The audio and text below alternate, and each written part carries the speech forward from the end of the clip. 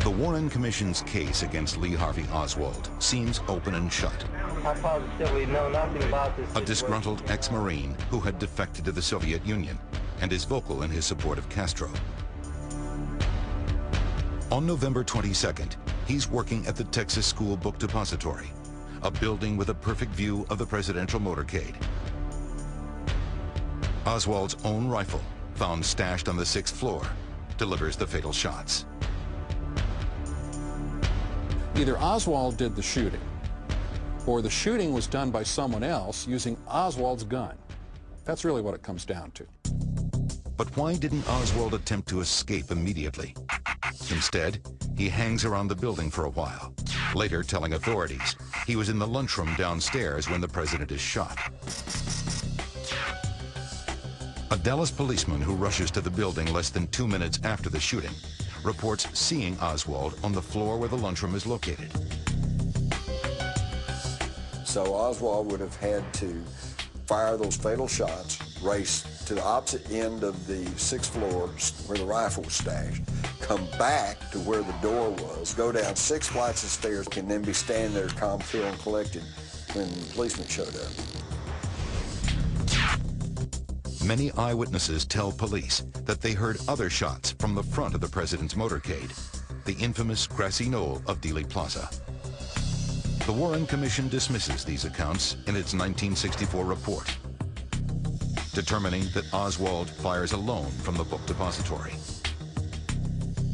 But even 2 of Kennedy's top aides, riding in the limo directly behind the president's, insist that there was more than one shooter. Both of these men were World War II veterans, so they knew the sound of gunfire, and they were convinced that the shots, including the fatal shot that took away part of the president's head, were fired from the front. Dave Powers, one of those White House aides, in a startling admission to researcher Tom Hartman shortly before he dies, describes being pressured to change his testimony to investigators. I asked him, why didn't you tell the Warren Commission this? And he said, I tried to, I would have liked to. I kept getting interrupted whenever I got to that. So many omissions that make the Warren Commission's declaration that Oswald acted alone so hard to believe. But is the complex and sinister plot, detailed by Hartman and Waldron, the truth about what happened that terrible day in Dallas? It surely adds dots to the picture that we have of what happened. It's not the dots that are troubling to other assassination investigators. It's the connections between them. To believe that the mob could infiltrate the Kennedys' secret plan to oust Castro, you must first believe such a plan was actually going to happen. The Kennedys had no imminent plan to invade Cuba. Of course, there were always contingency plans. The Kennedys were constantly looking at various scenarios. There is no doubt Castro was a thorn in Kennedy's side. The 1963 coup plan could simply be one possible scenario to resolve the Cuba issue. But I believe that these authors, Mr. Waldron and Hartman, have confused what were contingency plans for the real deal.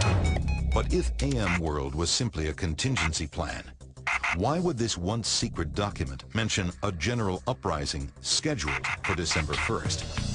That's the clock that runs the assassination timeline. The mobsters knew they had to get Kennedy before the coup, or their leverage would be gone. The idea that this was going to culminate on December 1, 1963, it's based on a reading of a single document where somebody says, we're going to do something soon, and attaches a date to it. There's no other basis for saying that something big was going to happen on that date, and there's lots of evidence that it wasn't going to happen. But not all evidence needs to be in black and white to suggest the plan was in motion. AM World was not a contingency plan. AM World was an active operation.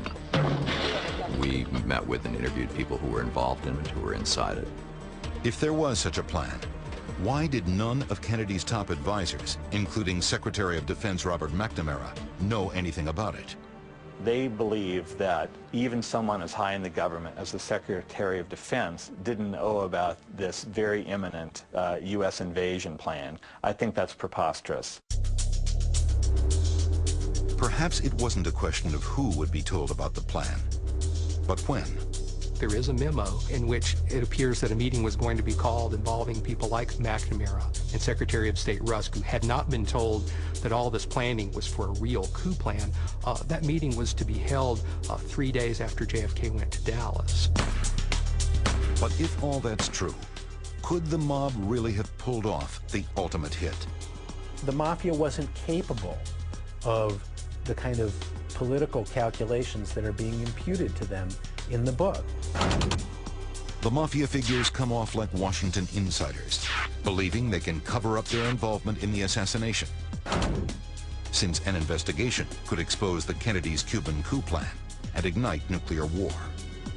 Their view of the mafia is some awesome hybrid between Tony Soprano and Henry Kissinger. But the mob's vast empire and connections to the political world are testament to their power. These guys were running business empires that rivaled General Motors. I mean, they were not Hicks from Sicily. And then there's this. If Kennedy did have a plan to topple Castro, the mobsters would never want to stop it. They'd welcome it. Havana was a huge source of income for the mafia. They were desperate to get back there. Why on earth would the mob kill President Kennedy on the eve of the U.S. government's plot to get rid of Castro? That just doesn't make sense to me. It doesn't make sense if Havana was the mafia's only gold mine. But it wasn't.